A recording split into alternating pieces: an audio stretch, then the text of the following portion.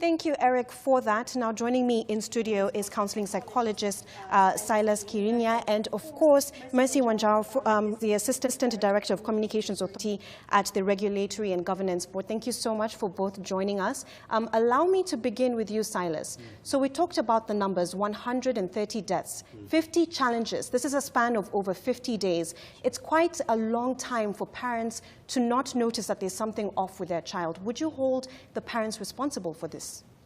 Certainly, parents are supposed really to know what is happening in the lives of their children.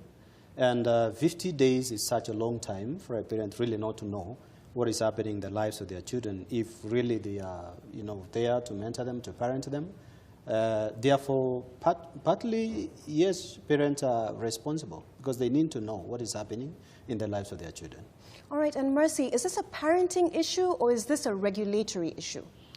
Thank you, Maya. Actually, it's both because children spend a lot of time with their parents, but on the other hand, we also have agencies who have been created, within this country to take care of the safety and the security of that space. There are also other actors in that space because schools are one other critical player and children spend a lot of time there. So I would say it really has multiple actors who come into that space to ensure that it is safe, that it is creative, and at the same time to ensure that the unintended consequences that come out of it are minimized or removed completely. But looking at the regulatory aspect of it, whose mandate is it to ensure that our children are safe online? Actually, the mandate for children protection cuts across very many agencies. And in this country, the Constitution recognizes the need to promote the safety and welfare, not just of the child, even the grown-up person. But thereafter, then come very, very many agencies because the online space is a big space. It's an open space. And our philosophical outlook is to promote freedom and a democratic space. So the Communications Authority of Kenya comes in one angle because of the communications issue and the confluence with technology. But there are many other agencies, the child welfare societies, and many others. There are also other non-state actors who come in to protect and preserve the protection for the child. So there are very many of them. There's no one who would say that they are accountable for that space in totality. Silas, and when you look at those different challenges, 50 challenges, some of them were really gruesome. We're talking about children who are literally hurting themselves. And what can put a child, I'm just trying to understand, what can put a child into this state where they actually will listen to instructions to hurt themselves and go ahead and actually do it? Actually, the main agenda for whoever designed the blue whale is actually to target the young people who are going through emotional, maybe, instability. And because of that, then they are the point that they are looking for recognition, for example. Let's say somebody is born in a poor family, somebody has gone through a traumatic experience. The parents are, for example, fighting in the family, or parents are using drugs, okay?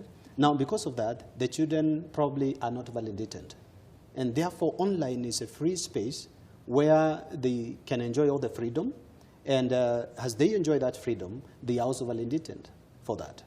Therefore, that could be actually the main driving force why they would allow themselves, maybe even to harm themselves. When you say validated, what do you mean by this? I mean that, for example, let's say your parents are fighting in the family. They have no time to listen to the child, so the child is all alone. They lose their identity. They don't know who they are. And therefore, online, when they perform, for example, the first task, and they are commended for that, and they are told to do more and more, and every time they are commended for it, then finally they feel like, yes, this is the way to go. I have to keep on doing more and more tasks as I get recognition from the master. So it's kind of like positive reinforcement? Definitely, that's how it looks. That's how it looks, even though ultimately the outcome is enriching their own lives. But I'm looking at it from the parent's perspective.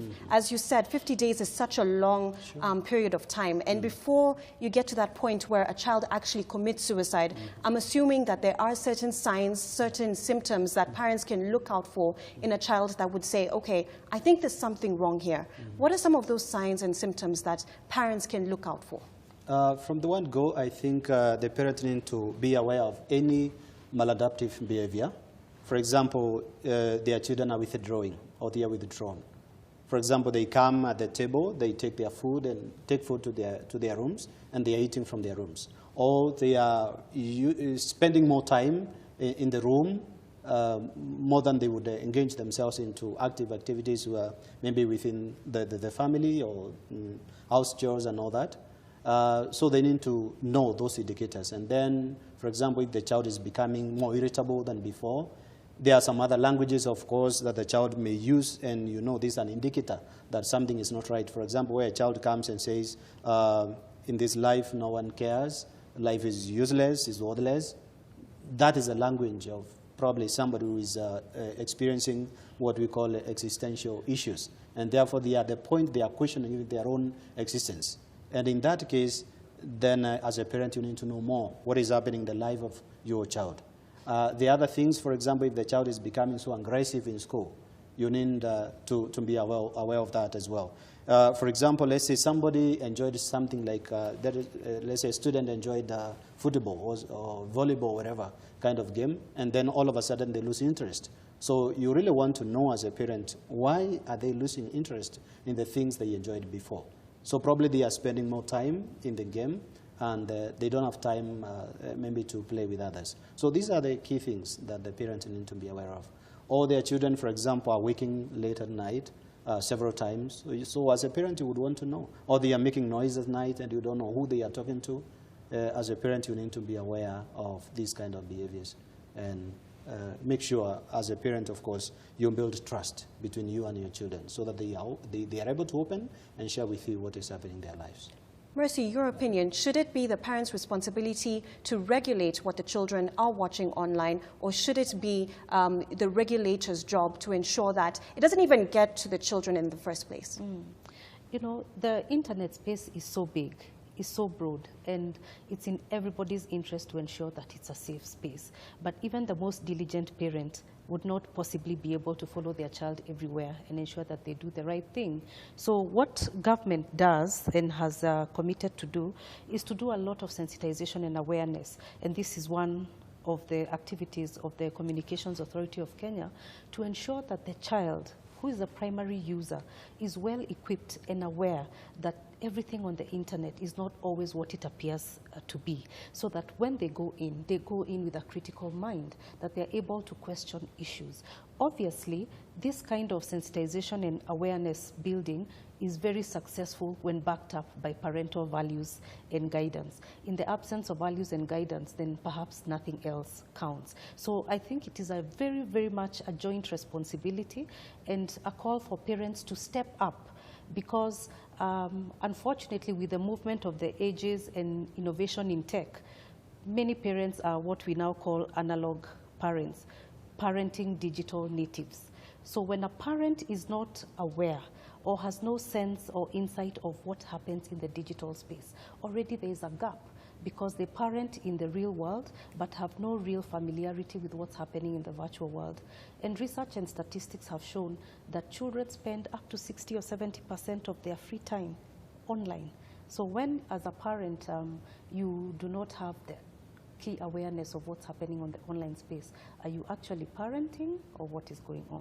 Away from the parents, though, let's talk about schools, because, of course, a majority of time spent in children in school, and we're seeing that there's a lot of integration as well, online integration, digital learning in school, so it's difficult for children to ignore, being online. What role would you say the schools have to play in this, and should it be incorporated in the curriculum to, teach children online safety? What are your opinions? I think that's a very good point you make, because with the migration of learning to the online space, it now is very, very important that online knowledge and awareness becomes like the safety belt, we fasten on when going on the road. So as a primary factor, I would anticipate that this is something the Ministry of Education would take up as they continue to roll out computers and automation in schools, so that the online curriculum, when students are accessing it in a safe environment.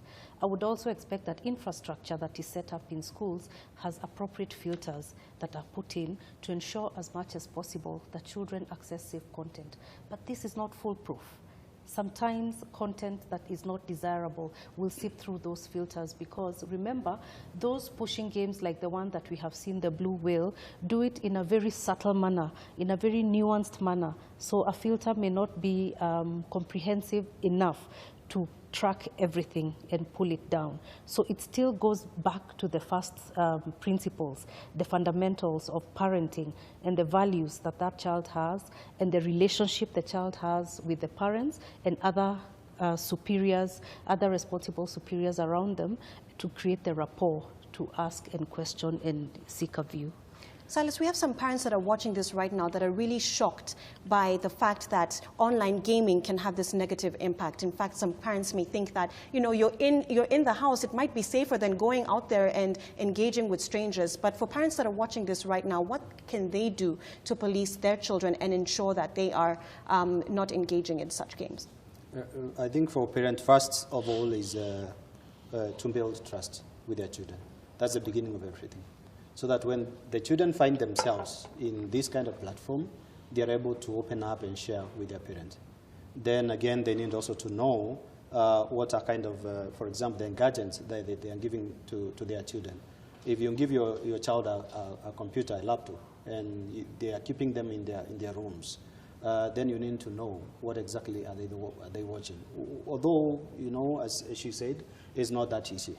But however, it's important to be aware that they can use those gadgets to access these kind of games. Also, as parents, I think it's important that they keep on, you know, having more time with their children. Because if children are spending more time by themselves or with their friends, then ultimately they are going to acquire quite a lot from their friends and from what they are gaining from online. And you as a parent is like you're very passive and you're not present in their lives as they grow. Mercy, your final remarks in terms of what the government should do in the regulatory space to ensure that our children are safe online. Actually, a lot is being done. On the policy side, the risks that come attached to technology have been acknowledged for quite some time.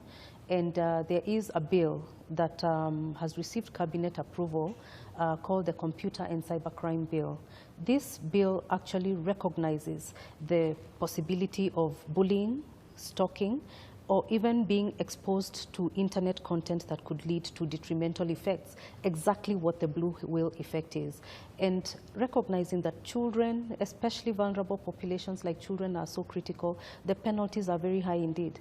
It provides for a penalty of 20 million shillings or 10 years in jail, and also recognizes that if you cannot get the individual developer, you can go for the supplier, the corporate, and provides for corporate responsibility and penalty in there. So I think the one thing would be to ensure that this kind of legislation passes, because it is for such a time that this kind of legislation needs to be in place, and to ask that as ICTs and technology continue to permeate everyday life, that the issue of sensitization is put as a key agenda and the resources to back it up, so that every user is able and knowledgeable, especially if we look at the statistics. For example, about 30% of Kenyans have broadband connection and 40 million Kenyans have mobile phones. If these mobile phones are the same gadgets that children have access to and are using to do this kind of games, then I think it can't be overemphasized, the need to create capacity for understanding and awareness about online safety. Thank you very much for both of you just sharing your views. You never know, you might have saved a life today, so I thank you for joining us this evening. Yeah, thank you. Thank you. And that was counseling psychologist Silas Kiriinya and Mercy Wanjau, Assistant Director at Communications Authority, Regulatory and Governance, just speaking about the dangers of online gaming. I hope as parents you've taken something home with you this evening, and do keep a close eye on your children. Now I'll hand it back to Eric for more news.